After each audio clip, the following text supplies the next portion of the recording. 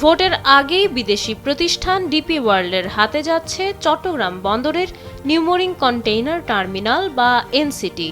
সরকারের এমন তড়িঘড়ি চুক্তির সিদ্ধান্তে উত্তপ্ত বন্দর এলাকা।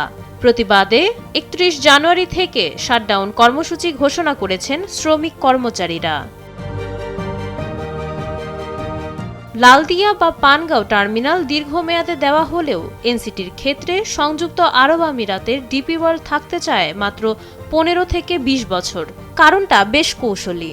এনসিটির প্রাণ যে ১৪টি কি গ্যান্ট্রি ক্রেন সহ আধুনিক যন্ত্রপাতি, তার বেশিরভাগই কেনা হয়েছে গত ৫ বছরে।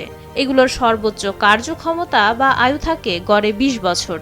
অর্থাৎ বন্দরের কেনা এই দামি যন্ত্রপাতিগুলো যতদিন সার্ভিস দেবে, ডিপি ওয়ার্ল্ড ঠিক ততদিনই এনসিটি পরিচালনা করতে চায়। বড় কোনো বিনিয়োগ না করে তৈরি মাঠে পুরো ফায়দা উসুল করাই তাদের মূল টার্গেট।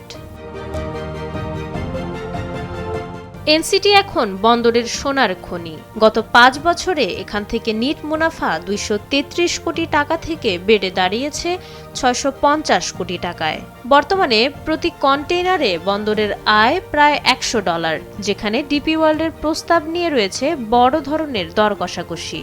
আন্দোলনকারী শ্রমিকদের শঙ্কা, ডিপি ওয়ার্ল্ড বর্তমানে থাকা সচল যন্ত্রপাতির পূর্ণ সুবিধা নিয়ে ২০ বছর পর যখন টার্মিনাল বুঝিয়ে দেবে, তখন বন্দর কর্তৃপক্ষ বড় চ্যালেঞ্জে পড়বে। কারণ তখন যন্ত্রপাতিগুলোর আয়ু ফুরিয়ে আসবে এবং বন্দর বড় কোনো বিনিয়োগ ছাড়াই পিছিয়ে পড়বে।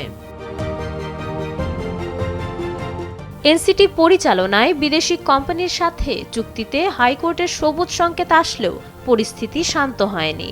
বন্দর প্রশাসন চুক্তির ব্যাপারে অনড় থাকলেও ২৯ জানুয়ারি বন্দর ভবনে ঢুকে বিক্ষোভ করেছেন শত শত কর্মী। বন্দরের সাবেক বোর্ড মেম্বারদের মতে, সাজানো গোছানো এই এনসিটি টার্মিনাল নিয়ে আরও বেশি দর কষাকষির প্রয়োজন ছিল।